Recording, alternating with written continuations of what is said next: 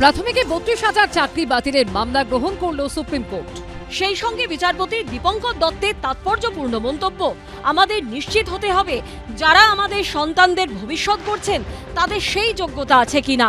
৩২,০০০ primary শিক্ষকদের মামলা Kolkata high court division bench তাদের চাকরি বহাল রেখেছিল। তার বিরুদ্ধে যারা যোগ্য প্রার্থী, যাদের চাকরি পাওয়াটা ছিল নৈতিক অধিকার, তারা সুপ্রিম কোর্টে তারা এসএলপি ফাইল করেছিলেন। আজকে সেই এসএলপি গৃহীত হলো এবং সমস্ত পক্ষকে বলা হয়েছে তাদের অ্যাফিডেভিট ফাইল করতে হবে।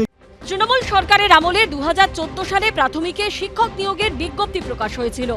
পরীক্ষা হয় ২০১৫-য়। ২০১৬ সালে প্রকাশিত হয় প্যানেল। ২০১৬ ও ২০১৭ দুবছর মিলিয়ে প্রায় ৪২,০০০ প্রাথমিক শিক্ষকের চাকরি হয়। কিন্তু সেই নিয়োগে ব্যাপক দুর্নীতির অভিযোগ ওঠে, যেমন অপ্রশিক্ষিতদের চাকরি, র্যাঙ্ক জাম্প, ওএমআর কেলেঙ্কারি, টেট পাস না করেও চাকরি, এসএমএসে চাকরি, অ্যাপটিটিউড টেস্ট না দেওয়া, থার্ড পার্টিকে দিয়ে প্যানেল তৈরি। মামলা হয় আদালতে। ২০২৩ সালের ১২ই মে প্রশিক্ষিতদের বাদ দিয়ে বাকি প্রায় ৩২,০০০ শিক্ষকের চাকরি বাতিলের নির্দেশ দেন কলকাতা হাইকোর্টের তৎকালীন বিচারপতি অভিজিৎ গঙ্গোপাধ্যায়। ডিভিশন বেঞ্চেও তৎকালীন বিচারপতি অভিজিৎ গঙ্গোপাধ্যায়ের রায় বহাল রাখে। এরপর চাকরিহারা শিক্ষকরা সুপ্রিম কোর্টের দ্বারস্থ হন। ২০২৩-এর ৭ই জুলাই হাইকোর্টের রায় স্থগিতাদেশ দেয় সুপ্রিম কোর্ট। নতুন করে কলকাতা হাইকোর্টকে মামলা শুনে রায়দানের নির্দেশ দেয় সর্বোচ্চ আদালত। গত বছর ১২ই নভেম্বর হাইকোর্টের বিচারপতি তপব্রত চক্রবর্তী ও ঋতব্রত মিত্রের বেঞ্চে সেই মামলা শুনানি শেষ হয়। ৩রা ডিসেম্বর রায়দানের সময় তারা বলেছিলেন, পুরো নিয়োগ প্রক্রিয়ায় দুর্নীতিগ্রস্ত। এই অভিযোগ ঠিক নয়।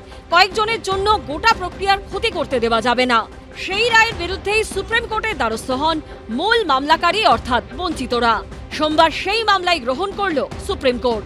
বিচারপতি দীপঙ্কর দত্ত এবং বিচারপতি সতীশ চন্দ্র শর্মার বেঞ্চে মামলাকারীদের আইনজীবী বিকাশ রঞ্জন ভট্টাচার্য বলেন, প্রাথমিক শিক্ষক নিয়োগ প্রক্রিয়ায় প্রাতিষ্ঠানিক স্তরে ব্যাপক দুর্নীতি হয়েছে। ওই নিয়োগকে কেন্দ্র করে কোটি কোটি টাকার লেনদেন হয়েছে। শিক্ষকদের পক্ষে সওয়াল করতে গিয়ে আরেক আইনজীবী পিএস পাটুপালিয়া দাবি করেন, তার মক্কেলরা ৯ বছরেরও বেশি সময় ধরে শিক্ষক হিসেবে চাকরি করছেন। নিয়োগের জন্য প্রয়োজনীয় সমস্ত যোগ্যতা তাদের রয়েছে, যার প্রেক্ষিতে সুপ্রিম কোর্টের পর্যবেক্ষণ, শিক্ষক হিসেবে নিযুক্ত প্রার্থীর মধ্যে যদি নিয়োগের জন্য অপরিহার্য যোগ্যতাই না থাকে তবে সেক্ষেত্রে কি হবে। মামলাকারীদের আইনজীবীদের উদ্দেশ্যে সুপ্রিম কোর্ট প্রশ্ন করে, ধরা যাক আজ যদি অবসরের মাত্র ৫ দিন আগে এমন কাউকে শনাক্ত করা হয় যিনি আসলে ওই পদের জন্য যোগ্য ছিলেন না, তবে কি আপনারা বলতে চাইছেন যে বিষয়টি নিয়ে কোনো তদন্ত বা পর্যালোচনা করা উচিত নয়? এটা আমাদের সন্তানদের ভবিষ্যতের প্রশ্ন। আমাদের যাচাই করে দেখতে হবে যারা তাদের শিক্ষা দিচ্ছেন তারা আদৌ শিক্ষক হিসেবে নিয়োগের যোগ্য কিনা। তবে এখনই কোনো অন্তর্বর্তী নির্দেশ জারি করা হবে না বলে জানিয়েছেন বিচারপতি দীপঙ্কর দত্ত। কিছু কনসিডার করে আজকে মামলাটি গৃহীত হয়েছে এবং মহামান্য বিচারপতি দীপঙ্কর দত্তের একটি বক্তব্য অত্যন্ত গুরুত্বপূর্ণ। তিনি বলেছেন যে একটি এসেনশিয়াল কোয়ালিফিকেশন, সেটা পাস না করে কিভাবে লোকজন চাকরি পেতে পারে।